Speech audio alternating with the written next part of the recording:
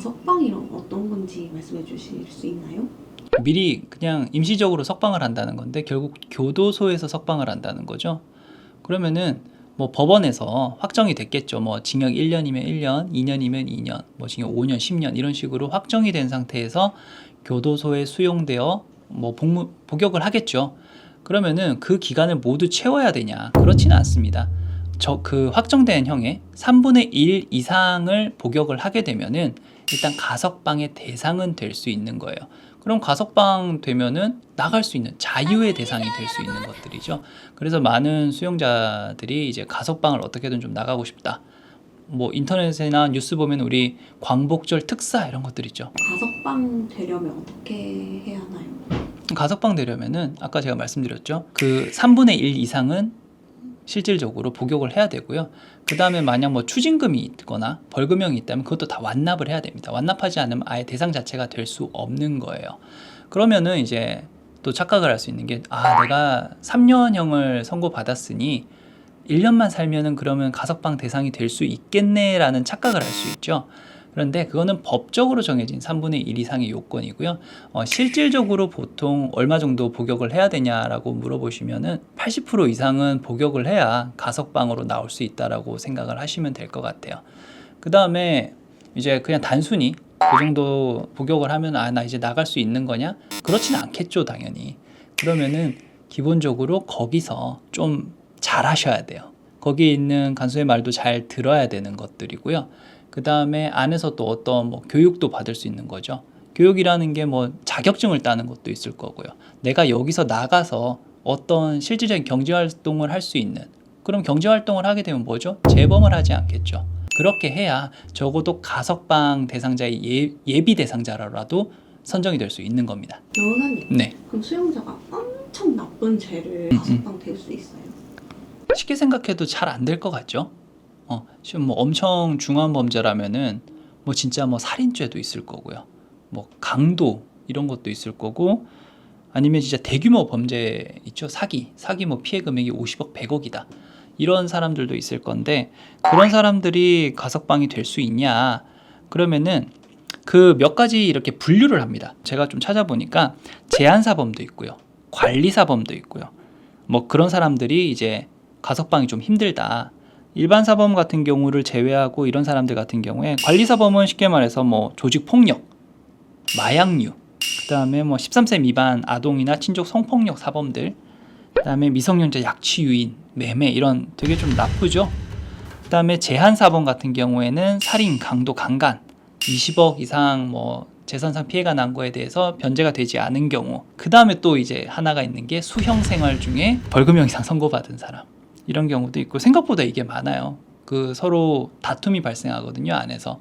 그리고 폭행이 상해가 있는 경우도 있고, 이런 경우에 진짜 추가로 또 많이 들어오시는 분들이 있어가지고, 그 다음에 아동학대 사안, 그 다음에 아동 청소년에 대한 성매매, 알선 이런 것들, 이런 경우에는 가석방이 아예 안 된다 이건 아니에요. 일반적인 가석방이 되려면 적어도 한 80% 이상은 복역을 해야 된다고 했죠.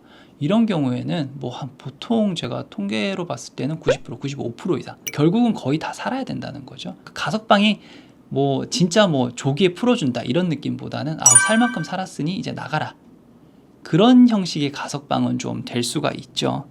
그 다음에 반대로 또 뭐 교통사범들 같은 경우 있죠. 그것도 잘못되긴 했는데 그런 경우에는 앞선 다른 범죄들과 좀 차별을 둘 수 있는 것들이잖아요. 그래서 그런 경우에는 조금 더 요건을 완화시키기도 하고요. 그래서 조금 차이들은 다 있습니다. 변호사님, 네. 가석방 절차는 그럼 어떻게 되나요?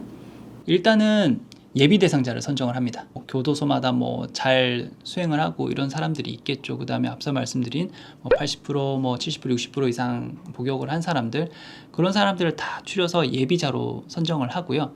그 다음에 이제 법무부에서 아마 열릴 거예요. 매달 정기적인 그 가석방 심사 결과에 대해서 그 판단을 하게 되는데, 거기 위원들 보면은 뭐 대법관도 계시고요.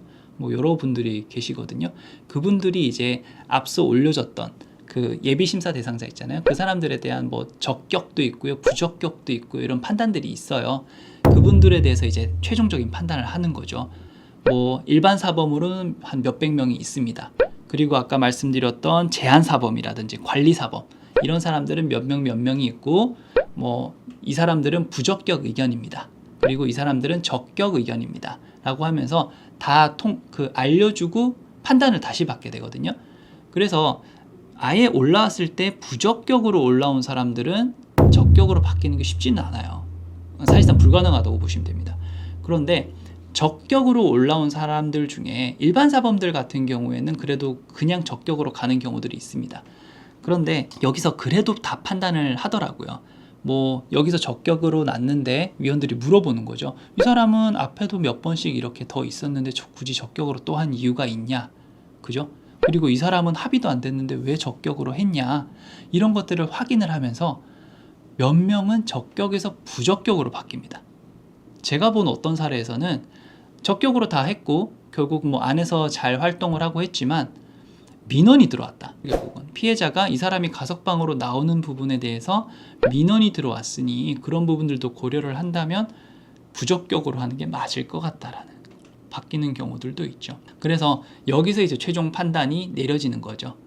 그러면은 최종적으로 법무부에서 이제 가석방을 할 거냐 말 거냐 결정을 내리게 되고 그렇게 나올 수 있는 겁니다. 그래서 오늘은 가석방과 관련된 제도에 대해서 한번 알아봤습니다. 법에 정해진 그 기준과는 달리 우리나라는 가석방을 위한 그 복역 기준이 조금 높아요. 다른 나라들보다. 어떤 나라 보면은 뭐 4분의 1, 5분의 1만 살아도 된다라고 하는 경우가 많거든요. 근데 우리는 3분의 1이라고 되어 있고 거기다 추가로 실제 복역도 80% 이상. 예규상에는 뭐 60%라고 낮춘 걸로 알고 있는데 실질적으로는 7, 80% 이상 복역을 해야 되고요. 그리고 또 통계상으로는 한 30% 정도가 가석방으로 나오는 것 같더라고요. 그래서 가석방을 만약 기대를 하고 계시다면은 제가 아까 말씀드린 그런 요건들 잘 챙겨 주시고요. 절대 안에서 어떤 문제를 일으키신다면은 가석방의 기회는 좀 어렵다고 보시면 될 것 같습니다. 이런 부분들 참고해 주시고요. 뭐 가석방과 관련된 추가 문의가 있다면은 댓글에 한번 달아주시기 바랍니다. 이상 이원우 변호사였습니다.